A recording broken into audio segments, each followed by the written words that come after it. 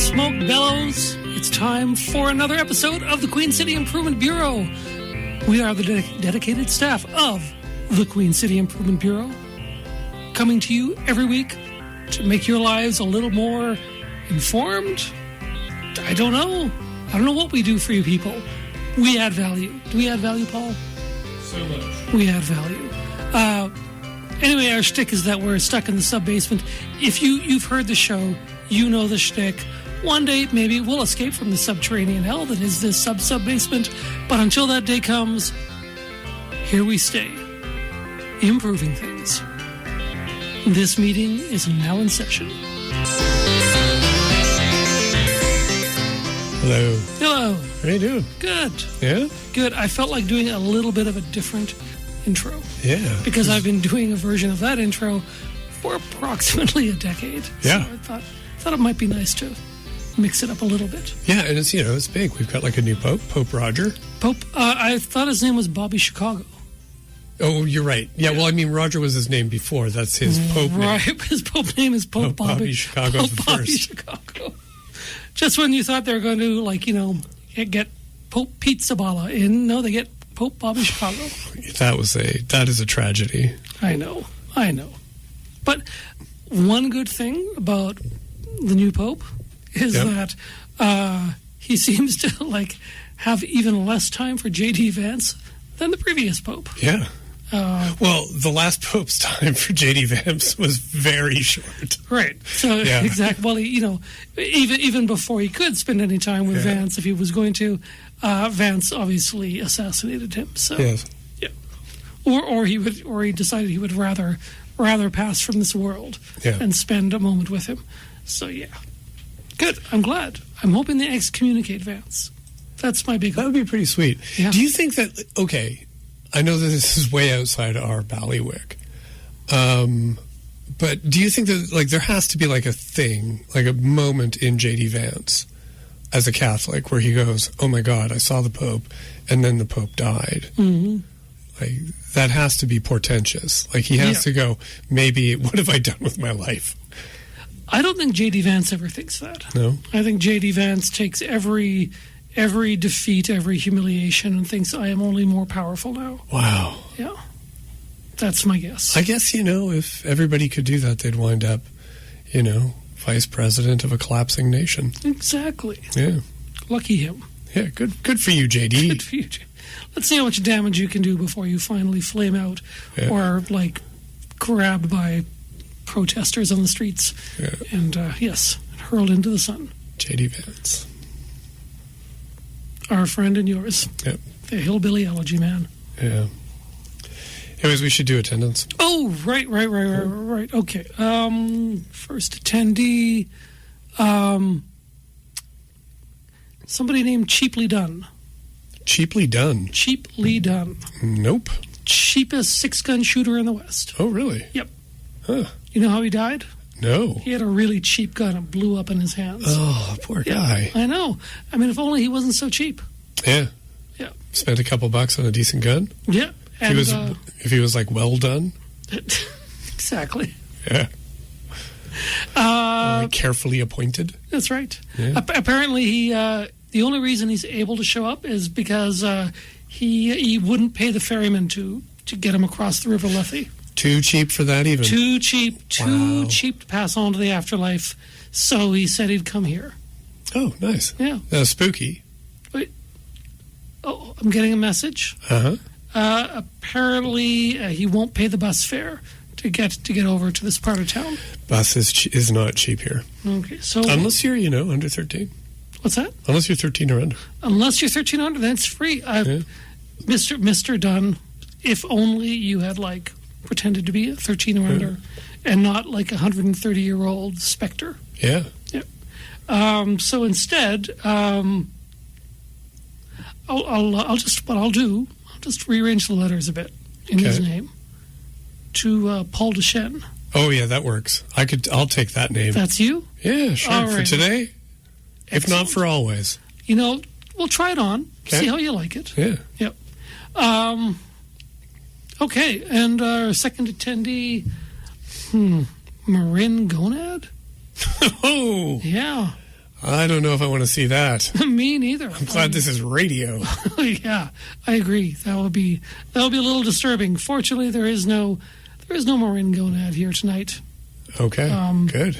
From Are you County sure it's not Marin. Marin? Oh, from Marin County. Yeah, I'm assuming. It's not just like marine gonads. No, just no. like fish gonads flying at us from all directions. No, fortunately. Good. Yeah, that would not be good. That would not be good either. So, fortunately, no gonads here, folks. Just us. Yeah. Not a single one in the room. Anyway. Devoid of gonads is the Bureau.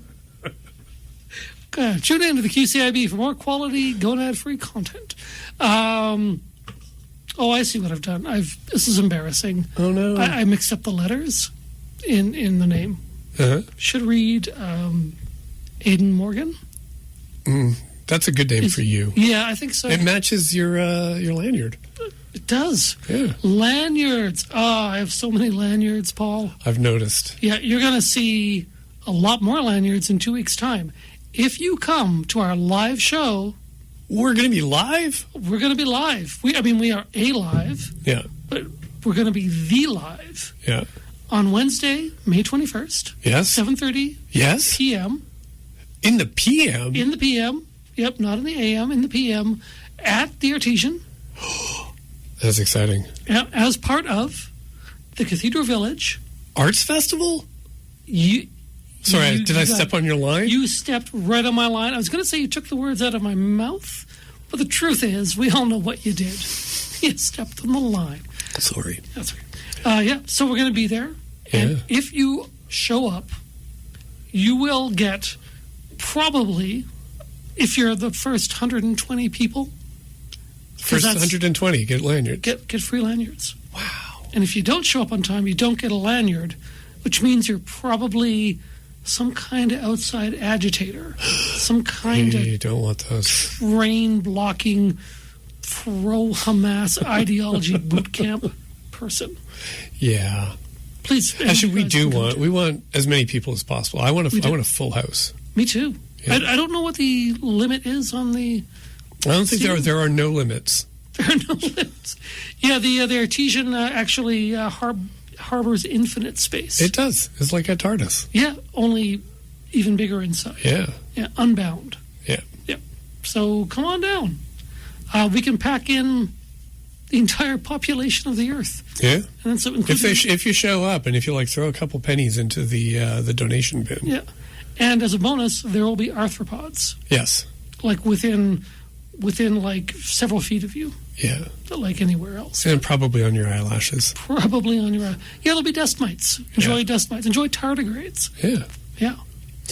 And just so everybody knows, if you stick around after our show, so we're on from 7 until whenever, and it will be followed by the Survivors of the Fringe. Ooh. So the Fringe Festival will not be happening this year, but a bunch of plays were actually put together and ready to go, and so they'll be following us at the Artesian after our live show. Fringy. Yeah, very fringy. Nice. Yeah. So if you show up, wear your fringed buckskin jackets. Absolutely. So, to show solidarity with fringe survivors. Yeah. And bangs. And bangs. And bangs, yes. Yeah. Anyways. Yeah. So we've got stuff to talk about. First up, just a bit of news, because you were talking about the bus. Uh-huh. So council, this week, they have made it official. They're going to be going ahead with the free transit for high school students pilot. Mm-hmm. So the original plan for that was they were going to give it to all grade 9 students across the city. But council opted, there were two options. There was that, and then there was option 2, which is what council opted for. Uh-huh. And option 2 is that what they would do is instead of giving it to all the grade 9 students in the city as a pilot, they're going to give it just to all the students at Johnson High School. Now, the reason for this is that the pilot is supposed to be assessing what will happen if you put this age range of 13 to 18 on the bus, and will 18-year-olds be using the bus to get to work, things like that. If they gave it to all grade 9 students, those would typically be 13-year-olds who are already free to ride the bus. Right. So that pilot wouldn't provide very good information. So this new system where they're going to try it out on a single school and give it to all the high school students there. This will basically give them a better idea of what it's going to look like when they scale it up to all the other high schools. It does require a small investment of money because they are going to have to allocate a bus probably to this route, but we'll see. I already have a revenue generating idea to offset that cost. No way. Yep. What is it? Cash bar on the bus. That's smart. Yeah. Kids love cash bars. They love cash bars. They love you buy the little tickets and you go up and get your drinks. It's great. Yeah. Or you're like 13, 14 and you're at a wedding and there's a cash bar and you just know there's like a cousin who's going to slip you a vodka and soda. Exactly. Yeah. Well, this option, you cut out that cousin. Exactly. You just get it yourself. You can just get yourself a nice vodka soda. Okay. Yeah. No, that's illegal. Don't do that? Don't do that. Let's not do that. Okay. Well, I think we should write up the report anyways. Okay. Yeah. Absolutely. So they'll probably come back saying that's illegal, but you got to try. Yeah. You got to shoot for the skies. You do. A guy does. Yes. At a bureau. Exactly. Yeah. So that's not all that happened this week, though. Loads happened. Everything happened so much. Yeah, so this council meeting, a lot of it was on the consent agenda, which was nice. So most of the stuff was just passed in a block. But the big thing that was on this week's council agenda, so that would have been what? It is, oh my gosh, so it would have been May 7th. Costco. Here's the story. Let me tell you a tale. So last year, Forster Harvard, they're a developer in town. It's a guy, Blair Forster, who's working with Harvard, and he develops a whole bunch of retail and housing and just whole new neighborhoods. Aurora apparently is his neighborhood. Okay. I don't know where it is because I don't leave the subbasement, but apparently it's out there. He's also got this new one. It's called Westera. You may have heard of it. I have heard of it. So Westera, he's got this deal for Westera with Costco, and there's going to be a second Costco. We've talked about this because it went all the way through council. Council gave their big old stamp of approval, said, we can't wait for a second Costco to go in at Westera. This is going to be awesome for the city. It's going to be awesome for Westera. It's going to validate Westera, because I don't know if you've been to Westera, but it's kind of not in the city. It's kind of like, if you think of the city as like this big blob. Yep, I do. The Westera is this little splooge to the left of the big blob of Regina. You should get a job with tourism. Come to the splooge by the big blob. Yeah, so it's really it's not really close to anything. There are no real there's not a lot of services out there, right? Because it's not close to anything, which makes you wonder, why did they approve this? But they did, and we're stuck with it. So Westera is there. They're going to get a Costco, and everybody's excited. But then apparently in December, Costco phones up Blair Forster at Forster Harvard, and he's sitting there at his desk, and he picks up the phone, and Costco's like, hey, I just found a place. It's got cheaper land. I can get the same amount of land for cheap, so we're going there. I'm taking my Costco game, and we're leaving the city, and we're going to the Global Transportation Hub. Wow. And Forster Harvard were not happy about this, because they're losing their anchor tenant. Of course. Right? Of course. So this is bad. For Forster Harvard, yes. Yeah, and it's also bad for the city because this is going out to the Global Transportation Hub where we are not going to get any property tax from Costco. Who's getting the property tax? Yeah, I don't really get how I will confess, I don't get how the Global Transportation Hub, it just seems to be a place for trucks and cars. It is. It's like the truck and car city. It is. I hate to say it, I think that the GTH is a massive solution in search of a problem. Yeah. Frankly, it's been looking for places ever since the fraudsters and hucksters from the Far East decided, anyway. Yeah. So it's going to go out there. Now, Global Transportation Hub, it's supposed to be used for like distribution and transportation. It's like in the name, and it's supposed to be like some light manufacturing. This is what it's all like supposed to be there for. And all of a sudden, it's undercutting the city for land sales to a major, large format retailer. So this is bad. So anyways, Blair Forrester is like, hey, I tell you what, I'll cut the price of my lot by $3 million. Costco says, you're going to have to do better than that because it's $10 million cheaper out at the Global Transportation Hub. So the Global Transportation Hub, which is run by the provincial government and gets like a sweetheart deal from us on like its servicing agreement for like infrastructure and stuff. And so it's basically subsidized land out there. They're undercutting city land. So Blair Forrester needs some money. So he's gone to council, and that's what happened this week. Forrester Harvard came to council asking for $6.75 million about, like just basically to top up their 3 point something, whatever it is they're offering. Now, I'm not 100% sure how this deal is going to work because I'm not a lawyer, but I think the money's going to be going to Costco. That's the way I read the report. So the money's going to go to Costco to offset the incredibly high cost of land development in the city of Regina. So bottom line, the $6.75 million is there to keep Costco in the city? Yes. It's like if I had to like come up with a comparison, it's like we're almost paying a ransom.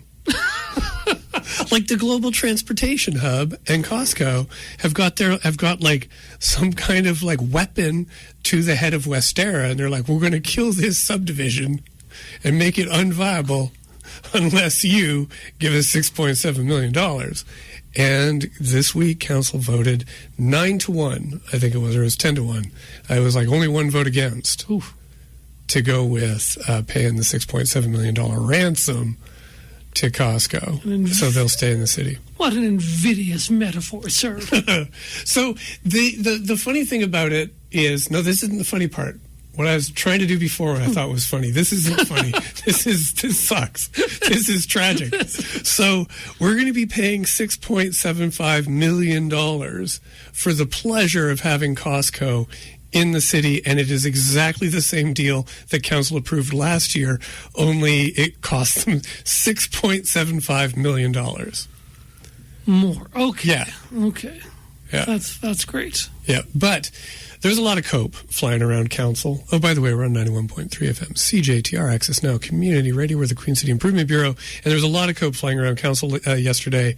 A lot of talk about how this is going to pay itself off because we get $500,000 a year in property taxes off your average Costco, and so in 14 years, paid off. And it's also going to, they're saying that it's going to attract all these other little businesses to the Costco, like pilot fish to a shark. And those little businesses will also pay property tax. And then more houses, Aiden. But it seems to me as if the Costco, is that money just going to like keep everything as is? So how will this attract more business if we're paying more for the status quo? I don't know all the details here. I'm just trying to understand this line of reasoning. Oh, it's a word you know. Catalyst. Oh, it'll catalyze things. Yes. Is there some kind of committee involved? No, there wasn't this time. They didn't need it. They just needed $6.75 million. Apparently that can do the work of a committee. So city council is like unearthing a deep vein of copium. Yeah, exactly. Okay. And yes, I understand. So, I don't know what to say about this beyond, like, basically, like, it's a co-op, right? It's a big box co-op. They're saying these are like anchor tenants. You need them to make communities work because they attract other business, and then more houses will spring up and Westera will develop. I know I'm not allowed to say this, apparently, because everybody at council yesterday was going on and on and on about how awesome Westera is, how great the people are there, and how valid that community is. Oh, okay. So wait. Maybe I'm not understanding something. So this is a new Costco. Yes. Okay, I had this idea that it was the old Costco that was going to be poached. No, so there's going to be. We're going to keep the old Costco in Aurora. Right. Another Blair Forrester joint, and we're going to get this second one in Westera. I'm sorry, I should have made that being clear. kept within the city. Yeah. What you described as the splooge by the blob. Yes. Okay. Yeah. And you just, like, the reason it can't attract businesses or houses is that it's in the middle of nowhere. right? Like people, you know, at the end of the day, you go out there and there's nothing to do and there's nowhere to go. And that's a problem. And this is what happens when you build exurbs outside of your city limits. So I don't know why anybody is surprised by this. People were coming in and saying, oh, we were promised, we moved here, we bought our house there, and we were promised this like walkable community with all this retail and services, and they just haven't materialized. And I'm like, right. And so now we're paying $6.75 million to spackle over this, like, you know, there was like the developer made a gamble that this was going to work out, and it didn't.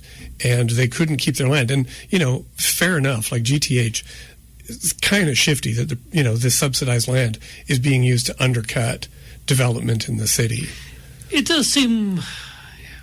I rather wish that the province were not doing that. Yeah. Like it's a strange example of the province and the cities working together. I'll just say that much. Yeah. So, but anyways, because they're not working together. The people in Westera are lovely. They're great. It's totally valid, and we should not question the existence of Westera or, the economic realities that mean that you have to like basically pay a big box retailer to go there. Right. About this too. I don't know about you, but I've heard some rumblings that geopolitically things are kind of wacky right now, and the economy of the world might be in turmoil. It's going to be a little weird. So, Blair Forster was the only person who's asking like really good questions. I got to say, Sarah Turnbull was on fire yesterday, and she had massive questions for administration and for Blair Forster that I thought were really probing and good. Mm-hmm. And so she asked about, did they try to get another anchor tenant? Oh. Right? Like, okay. Did you go try and find like a Zellers or a Bay? Or a Sam. Yeah. Or a Woolworths. So I thought I would play... Sears Roebuck. Yeah. So I thought I would play Blair Forster's response, and then there's a follow-up question from Sarah Turnbull. Okay. I realize it's a new council and people are new to me, but my background, I've developed 10 million square feet of retail in Alberta, Saskatchewan, and Manitoba. All day, every day, myself and our team are in communication with the expanding retailers in Western Canada. I can tell you that we have exhausted since 2013 every opportunity to secure a replacement anchor or an additional anchor for the Westera neighborhood. The anchor, the number of anchors that exist in Western Canada continues to decline. When we started Aurora, it was to get Target. That was our proposed anchor for Aurora, and they left. We've seen Lowe's exit. We've seen a substantial change in the anchor ecosystem. Obviously, e-commerce and online shopping has contributed to that in a certain degree, but at this point in time, there is no replacement anchor for Westera other than Costco. So in that ecosystem with box stores disappearing and it becoming less, isn't that alarming to propose for the future of trying to get more box stores? Like, because you just pointed out the climate. So is it alarming? Yeah, thank you. Through the chair, the Costco is one of the few, and I call them treasure hunt retailers. So that's the TGX, the Marks, the Winners Home Sense group and Costco, where it's an experience to go there. How often have you gone to Costco and said, I'll think about it, and you go back and it's not there anymore? It's got a very unique platform and model, and I believe it's one of the few platforms that are e-commerce immune and has an incredibly long runway. So that was Blair Forster responding to questions from Councillor Turnbull. And I found it interesting how he was talking about that these big box anchor shops are failing and disappearing, and that you can't find any more to like come into a city like Regina, and that they're just not around. And that this, like, it sounds to me, I'm not an expert on this. I'm actually just using the information that Blair Forster provided council yesterday. It really sounds like a big shift is happening in retail and in the economy, and we're placing a $6.75 million bet that Costco is going to stick around for the 15 years to pay this off. Kind of like how we place like a 31-year bet on a stadium being open and selling out games 11 times a year for 31 years, and we saw how that turned out. And as usual with Regina, no matter the administration, we are solidly a decade behind the curve. Yeah, and we always find out a decade later that we have like stumbled along. So, Not Just Bikes has a really good video out on this, and it's on how big box retailers bankrupt cities. One of the things he points to is how when these retailers leave, they leave behind non-compete clauses on the property. We've seen that happen in Regina. And as a consequence, you wind up with these big box stores that you can only put like mega churches, bingos, climbing gyms, and like really ridiculously overbuilt office parks. Right. Things that simply do not have the return or the tax revenue that the big box retailer would generate. And even, I think quite often, from what I've read, that big box retailers are often able to demand sweet enough deals that the tax revenues they generate are not that great in many cases. Exactly. Or you have to pay an extra $7 million just to get them to stay.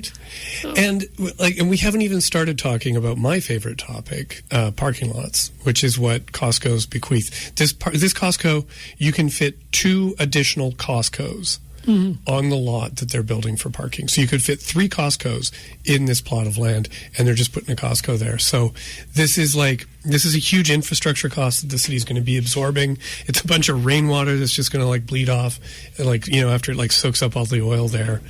But anyways, one thing I also really like is, and I know this is not what the guy meant from the company. It sounded as if he was saying, you go there, you see an item, and you go back and it's not there. Makes it sound as if the store itself was not there. Just this fly-by-night big box retailer. Yeah. I just got a kick out of that.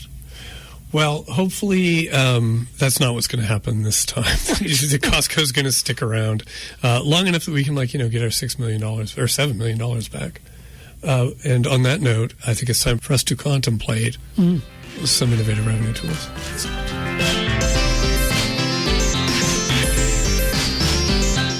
And we're back from Innovative Revenue Tools. Excellent. Yeah. I really enjoyed that one revenue tool with the Littlest Hobo theme song. Me too. Yeah, I noticed that too. Yeah, nice. Yeah. I like it. I see what you're doing there. Yeah, but I don't remember what the commercial was for now. I just remember the tune.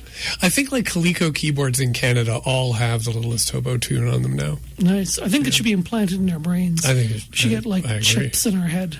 Yeah. I think we should change our theme song. Although we probably have like a copyright problem there. I think we should like get a car with like speakers on it and drive through the streets of West Terra day and night. Playing the Littlest Hobo scene? Yeah. And just holler out the window, Hobo, where are you? Come back.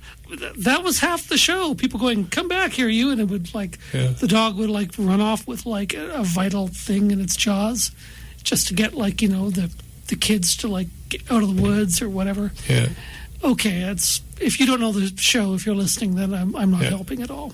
I always found it very confusing that he had a different name in every episode. Yeah. That his name wasn't Hobo. I know. That he would like show up and then people would give him a new name every episode, and I'd be like, is this a different dog? Well, what is this? Is this some kind of anthology show? His name's not Hobo. It's a category that the dog fills. I was a child. Just for example, as God is not a name. God is a category of being. Right. So the dog, Hobo, was God? He was not God maybe, but he was a category of being. Right. A helper. Right. An itinerant helper. He was an angel. He was an angel. Right. Bingo. Okay. There you go. A tool of God. One of the Elohim. Yes, one of the angels of fire. He was a seraphim. Okay, sorry. Anyways, let's talk about Black Olives for a while. Yeah. Just how's that sound? That sounds awesome. Okay. No, now that we've thoroughly angered the residents of West Terra, and they're going to cast us into the outer dark, and we've also infuriated the Costco cultists. We'll be like, what's that gnashing of teeth? Well, we're in the outer dark. Yeah. But the Costco cultists, they're going to want to sacrifice us to their dark god of consumerism. I know. They'll extract $7 million from our flesh. Yeah. Every evening. So I thought what we should do now is we should talk about fluoride. Okay. Because the anti-fluoride people are really stable. Okay, yeah, they're great. So yeah, we love those guys. Last Friday, so there was another council meeting. And it was last Friday, and it was 10 hours, 25 minutes long. And it was all about fluoride. It was a doozy. Yeah, it was a monster. So it was exactly what we predicted last week. It turned out exactly as expected. So it was 10 hours of people saying, I think fluoride is a good idea. It's been proven by science that it works in the right amounts. Less than you'd think, or less than you'd hope, but more than you might have thought. Okay. Yeah. Oh, nice. Yeah. Yeah, there were a few experts who came out. It's all started with a pediatrician who specializes in kids with behavioral difficulties and issues. And so she's like an expert on brain science and childhood development, and she was speaking on behalf of Pediatricians of Regina. And it gave us this amazing moment where she came out to say, look, fluoride does not cause any brain damage to kids. I would know, this is my specialty. Mm-hmm. And then she was also like, it's not my specialty dentistry, but one of the things that I know is for kids, say with severe autism, where, brushing their teeth can be a real challenge. Right. That a lot of these kids come to me, and if they're non-communicative and they're they're having behavioral problems, it could be dental pain. So one of the first things I do is I send them to a dentist to get that ruled out. But these kids have to go under general anesthetic just for a regular dental checkup. So these are kids who it's very difficult to brush their teeth, very difficult to do, routine dentistry. And she's like, these are the kids that fluoride in the water helps protect, right? And Dan Rasevich, who I don't know if you knew this, he was a football player. We got to watch him argue with her about safe dosages of fluoride and medicine and how do you treat children. And it was just this disparity of pediatrician being condescended to and argued with by a former football player, city councilor. It was just kind of was emblematic of a lot of what was going on that day, where people who knew absolutely nothing about what they were talking about were behaving as experts. Right. And it was kind of irritating. Yeah, I can see how that would tax one. I would say. Yes. Especially since councillors are not supposed to debate or argue with delegations, but there was a fair bit of that going on throughout the 10 hours where the anti-fluoride councillors were getting a little prickly with some of the experts who had shown up. Oh. And it was kind of sad to see. But I had a bit. I wanted to jump to the end. So as it turns out, I'll just spoil the whole thing. We're going to get fluoride. So the motion on the table was Councillor Bizzo said, let's not do fluoride. And only Councillor Bizzo, Councillor Rasevich, and Councillor Shabna-Radons voted against fluoride. The rest of council voted in favor of fluoride. Really? So we are going to get fluoride. Huh. Yeah. But Sickless voted? Sickless voted for fluoride. Burton, fluoride, Flores, Turnbull, Sarah Turnbull, despite many of the things that she was saying on social media, she was like, I have to listen to the experts.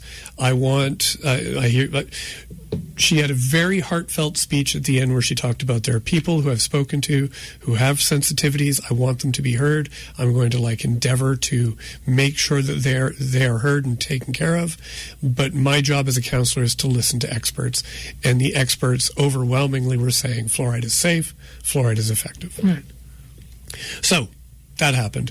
But the whole sort of like house of cards of anti-fluorideness kind of fell apart at the end, and I kind of wanted to like just play some of my favorite bits. Well, actually, just my one favorite bit. Is this just going to make me despair? No, actually, really? no. Yeah, it turns out it ends well. Okay. So there was this doctor from Calgary, who'd been part of the anti-fluoride crew there, who had gotten fluoride canceled in Calgary, and then it was overturned. And Calgary is getting fluoride back because there was a report done that said it has increased, getting rid of fluoride has increased dental caries, so cavities in kids. And this doctor was on the anti-fluoride side. He came out. He is a former general practitioner, and he was speaking about all that he has learned about the dangers of fluoride. And at one point in his speech, he had this to say about the research that was done after the fluoride was lifted into what had happened.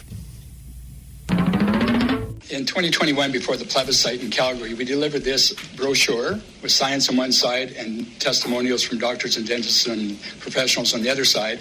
Delivered this to over 400,000 Calgary homes. That's twice as many, maybe 3 times as many as you have here in Regina.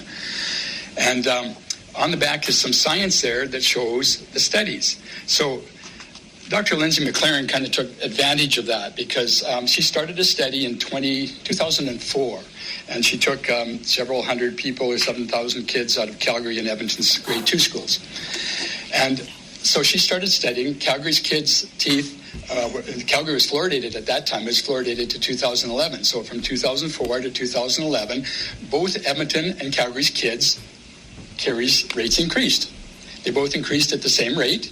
Didn't change. And at the end of the study in 2014, lo and behold, Calgary had stopped fluoridation in 2011. So we can use that to maybe show that, changes in fluoridation have caused changes in cavities. But they both continued to increase at the same rate to the end of the study at 2014. So they're identical. No difference at the end of 2014. There's tiny difference in Calgary's kids' permanent teeth were a little bit better than Edmonton's. Calgary's kids' baby teeth were a little bit worse, but they were essentially exactly the same at the end of 2014. So that's the end of the 10-year study. It took her 2 years to get that study, all the data crunched, and to get it reported in a medical journal in 2016. And the day after that study was released, guess what happened? Over 100 Canadian newspapers and press organizations reported Calgary's kids' teeth are falling out of their heads. Calgary's kids' teeth are a lot worse than Edmonton. That was not the case. And Lindsay McLaren even admitted privately to a dental friend of mine in Calgary that, that's not what we said in the study. And so he said to her, are you going to present that to the public? And she goes, no, I don't think so. So, that's the way the press deals with things. They blew that so out of proportion. Now, in fairness to her, she's done a couple other studies since then, and there is a little bit of difference between Calgary's kids have a little bit more cavities than Edmonton's, but it's a little bit of difference. It's between 8 to 9, maybe 10% on a bad day. So that was Dr. Robert Dixon from Calgary. He was one of the anti-fluoride people there, and he was talking about Dr. Lindsay McLaren. And you'll note that he's taking this study and this work that Dr. McLaren had done, and he's kind of like suggesting that her data doesn't really support the notion that fluoride works. He's kind of saying, Dr. McLaren... It's all the same. Yeah. Well, funny thing... the city brought out its own experts at the end, its own experts to talk about why fluoride is a good idea. And I just thought I would play for you Curtis Stoney from the city administration introducing the 2 experts that he had brought. City of Regina administration takes advice from the Saskatchewan Health Authority for health-related decisions. As such, to my left is... couple lefts is Dr. Madu, the Medical Health Officer for Saskatchewan Health Authority. To his left is Professor McLaren from the Department of Community Health Sciences at the University of Calgary. So this Dr. Lindsay McLaren was the expert from Calgary who came to talk about their experiences with fluoride and how fluoride is safe and it prevents cavities in kids. So she didn't say, Dr. Dixon was totally right. I don't even know why I showed up. He got me. No, strangely, no. Yeah. So, in my opinion, Dixon very much misrepresented her research, and then she shows up as a witness for the other side. Right. So this Robert Dixon, now he was the gold standard expert, anti-fluoride expert that they brought in. He was a doctor. He'd done a lot of research on this, and he spoke very fluently on fluoride. Dr. Robert Dixon, however, was noted. There was several news stories about Robert Dixon in January. Here's the title of one. Dr. Robert Dixon faced 4 charges stemming from a 2019 complaint. This is from January 27th, 2025. Settlement was reached with the College of Physicians and Surgeons in Alberta. Dr. Robert Dixon, retired family physician, vocal critic of water fluoridation, is a founder of Safe Water Calgary, faced 4 charges stemming from a 2019 complaint. Among the several allegations were the complainants arguing that Dixon did not have the educational background nor the professional expertise to act as an authority in public health medicine. And in a joint submission, the CPSA accepted that 3 of the charges would be dropped, but Dixon admitted to impugning the credibility of medical officials who supported the practice. Kind of like he did in that recording. Yeah. All about Dr. McDonald privately admitting, no. Yeah. I love that little laugh he does with that. Oh, that's the media. Oh. And the experts that were that were quoted in this article about the results, they were very upset that he wasn't held to more account. And they talked about how he was presenting a lot of misinformation about fluoride science, about dental science, and about medicine, and that, he was not a trustworthy source. Right. And this was the gold standard for sources at council that day. Do we have any audio clips from Dr. McLaren? We don't. Sorry, man. It caught me with my pants down. But I do have more. I have more clips. Okay, sure. I have more clips. I'll listen. Yeah. I'll listen to your clips. On 91.3 FM, CJTR, Regina Community Radio. Access Now. Nice. So one of Councillor Bizot's argument throughout the thing, he kept asking delegations, who regulates fluoride? Health Canada only issues guidelines. Sask Health only issues guidelines about fluoride, but nobody regulates fluoride. Chlorine is used in our water. Chlorine is regulated, but who regulates fluoride? All through. And the implication was, and he insinuated this multiple times, that basically fluoride is going to be an unregulated chemical dumped into the water system without any controls. The sort of thing just reminds me of the people who'd say, it's a theory of evolution, not a law. Yeah. It's just a theory. So anyways, when we get to the end of the meeting and administration is answering questions, Councillor Bizot brings that question to City Admin. Oh, okay. Great. I'm going to rephrase a few questions. I've got a few questions to ask. Thank you very much, panel, for being here today and giving us some other insight on fluoridization. Pertaining to the doctor from Sask Health, the question is, we've sat here and we listened to a lot of delegations. The federal government provides guidance, but they don't provide anything other than guidance. Sask Health provides guidance, but why isn't the government, if you're here on behalf of the provincial government, why isn't the provincial government taking lead on this and saying, we will regulate this to this amount? Why is it always regulate, or we're not regulating it, we're just providing guidance? Why isn't the provincial government actually regulating this? Okay, go ahead, Mr. Doney. Through the chair. So our water system is regulated by the provincial government, the Water Security Agency, and if communities choose to add fluoride to their water, the Water Security Agency regulates how much fluoride you should put into the water. Okay, so not the health department. Through the chair, the Water Security Agency sets those regulations, and they're informed by multiple factors, including Health Canada and other health experts. Okay. So, would it be bad to start calling him Councillor Bozo? Would that be a bad thing, Paul? I think only because it's a little obvious. Okay, it's a bit on the nose. Fair enough then. I won't. Bit on the big clown nose. That's right. I won't do that then. I will not use that phrase. Yeah. So it does seem that because he didn't see Health Canada regulating it or SaskHealth regulating it, he just assumed if I can't see regulation, it doesn't exist. Right, but not SaskHealth. So, but it's just the Water Security Agency. Yeah. What do they have to do with health? Huh? Gotcha, thinks Clark Bizzo. Yeah. Is my guess. He continued to assert that it was not. Of course he did. He just ignored this information and just continued to assert that it wasn't being regulated. I love the move. Like there's a special rhetorical move that Bizzo does. Like most people are content, like most bad faith arguers are content with moving the goalposts, but Clark Bizzo's move is just to say there are no goalposts. They just vanished. Yeah. They don't exist. I have to say I kind of love it. Yeah. Well, I really enjoy this next clip that I want to play for you. Oh boy. So this is another Clark Bizzo question. This is about the safety and the engineering of getting fluoride into our water. Thank you. Another question that I have, just on systems and engineering design and mechanics behind the system that we're putting in.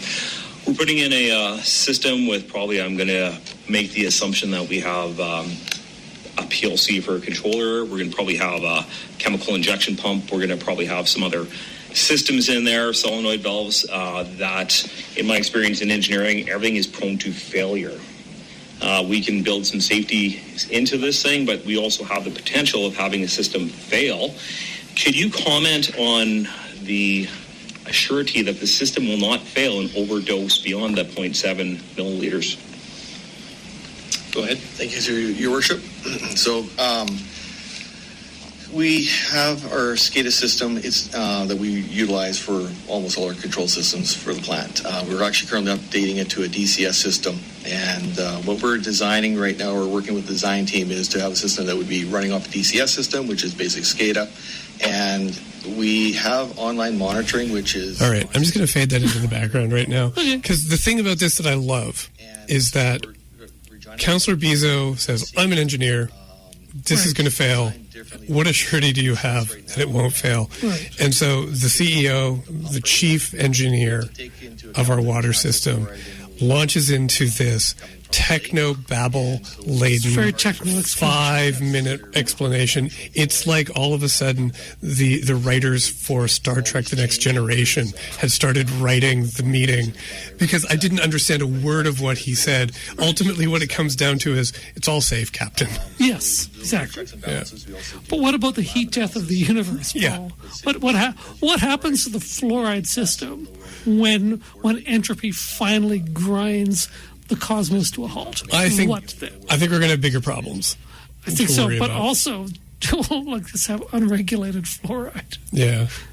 I'd written something about fluoride a long time ago, and I had actually spoken to an engineer at EPCOR, and they work our wastewater treatment plant, but it was one of their drinking water side people from Edmonton. And what they told me is that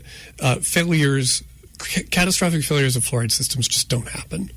Like, it's not a super complicated system, and the fail-safes are things like the water is constantly being tested as it's going into the drinking water system. And so if there's ever like a spike in fluoride, they'll detect it instantly. As our CEO says here, an alarm will go off, the water will get shut off, and then all you have to do to fix it is add extra unfluoridated water to the system. What if sunspot activity messes with the electromagnetic systems and the alarm doesn't go off? Yeah. I mean... Yeah. No, you got me there. Yeah, I mean, are those systems under several feet thick of hardened concrete? No. I don't think so. No. And if the red matter gets out of containment, that could lead to, a whole cascade of failures. Yes. That could lead to a whole, a tremendous spike in fluoride. What if the rage virus gets out of containment? Yeah. And turns... We should really stop keeping it at the water plant. I've been saying, but they're like, I think they know best, but... Yeah. The other thing, too, is that if there is a spike in the water, like if it goes up to... The problem with fluoride overdosing doesn't happen like if you get like a spike one day. If you sip some water that has 2 parts per million as opposed to 0.7 parts per million of fluoride, you're not instantly going to get skeletal fluorosis and become like, a guy with like spikes on his bones. Right. That's not going to happen. It's over very high doses over an incredibly long period of time that you get the negative effects. If you get like a temporary spike of like 2-3 parts per million in a couple glasses of water, it will not have any lasting impact, and that's not also going to happen, right? Like, they're worried about a thing that doesn't happen, and even if it did, it wouldn't be a problem. Right. So, yeah. So one thing I'm curious about is at some point, I don't know if it was a councillor or one of the delegates said, this, because fluoride, reduces dental caries, yeah. it's often good for families that cannot afford dental care yeah. or have structural barriers to accessing dental care. And apparently, Dan Rasevich does not seem to think this is a problem. Yeah. I'm curious as to how many people in his ward, how many families actually have structural issues accessing good dental care. I think it's pretty small. Fairly small, but they should know. I think they should know that Dan Rasevich doesn't care about them. Yeah. And doesn't care about their children. Yeah. So, yeah. The point that he was making was that it looks like we're doing all of this for certain people. Certain people. People who should magically have enough money and privilege to get good dental care. And he argued that maybe what we should be doing, instead of putting fluoride in the water, is go to door with toothbrushes and toothpaste and fluoride drops, and that will that will work better. Right. And I mean, that doesn't sound like a ridiculous idea. No. And he can say this now because the bill hasn't come back. Council is like famous for like posing really grand plans, and then when the bill comes and the hot lights aren't on them anymore, those plans disappear. It's true. It's true. Yeah. I wanted to play one more clip. This is from the other side. This is Councillor David Froh, and these are his closing remarks. Councillor Froh seemed a little frustrated after 10 and a half hours in those chairs in Henry Baker. Councillor Froh, go ahead. Yeah, thank you. Through the chair, I have a brief statement and a couple of questions. I knocked on roughly 5,000 doors during the election. Not one person asked me to spend time revisiting fluoride. They asked me to focus on roads, taxes, houselessness, real. But here we are, taking a whole day, spending thousands of public dollars to do that. I do want to acknowledge that many care deeply about this issue, and many of you are in the room today, and so I respect you for being here. But are we going to reconsider every decision we don't like and take the time and the money to do that? In the lead up to this vote, I stated I would listen to science and public officials, and because of this, I've been inundated with messages, some very troubling. I've been told by those opposing fluoride, not all, but by some, that I should prepare for the Nuremberg trials, which is how Nazis were prosecuted. They were hung. This is what happens when we don't trust science and we give airtime to partial or misinformation. I wish everyone could read some of the messages I've had. Some are fine, but some are honestly concerning. And that is the consequences of what we're doing here today. Debating science at City Hall is absolute lunacy. This motion and what we're doing contributes to an overall erosion of trust in our public institutions. Now, if I were to spend thousands of hours required to be a chemist or a doctor, I would be one. I enjoy playing basketball, but playing senior men's basketball makes me no more fit to play in the NBA. Does Googling fluoride make me a chemist? There's simply such thing as expertise. We have it in this country. We have it in this province. So it's possible that we can do our own research. We can. And we can become a relevant expert one day. But doing personal research usually doesn't involve running the relevant studies and experiments. Most of the time in this world, in our country, we have to trust experts. And we have to trust the experts in their related fields, that they did the research themselves, they were ethical, and their dabber wasn't fabricated. Most of the time, the experts are the one that put in the work, study the best institutions, and dedicate their life to their trade. This motion today references a lot of things, but neither the process or the motion respectfully stands up to criticism or any cursory scientific rigor. But since we're here, roughly 9 hours in, I guess I do have a couple of questions. And that was Councillor David Froh towards the end of that meeting. And in the end, we got fluoride. So it was kind of a wasted day. Yeah, a wasted and an expensive day. Yeah. A day that could have gone to paying our salaries. Yeah. If only they remembered that we were here. They never seem to get around to that. They don't. Well, I mean, the reason I don't make more of a stink is I shower regularly. Mm. So I mean, you do. So you're very tidy. Thank you. But metaphorically, I don't make a stink because the back pay is going to be enormous. Yeah, we're going to be on Easy Street. Yep. We're gonna decorate this basement. It's gonna look so cool. We'll get some throw pillows, some recessed lighting. It's gonna be super cool. Well, I tell you what. How about we head to Costco now, since we're running out of time? See if we can get a head start on those throw pillows. Nice. We'll go to the new one as soon as they build it, if they do. Yeah. Do you want to make the motion? Yeah, let's move to adjourn. I'll second that motion. All right, motion passed. Meeting adjourned. You have been listening to the Queen City Improvement Bureau on 91.3 FM CJTR, AccessNow Community Radio. Tune into the community. Your hosts are Paul Deschen and Aidan Morgan. Music by Guidewire, a.k.a. Ryan Hill, and Kim Fury. You can find us broadcast live 7 to 8 p.m. on Thursday nights, rebroadcast Monday afternoons 3 to 4 p.m. What else? You can also find us on Blue Sky and under Paul Deschen, Deschen City Hall, me, the Powell Node, etc., etc. Also, you can find us on our website, QueenCityIB.com. I don't know, anywhere else, many other places. I think that's all, though. Keep on improving, Regina.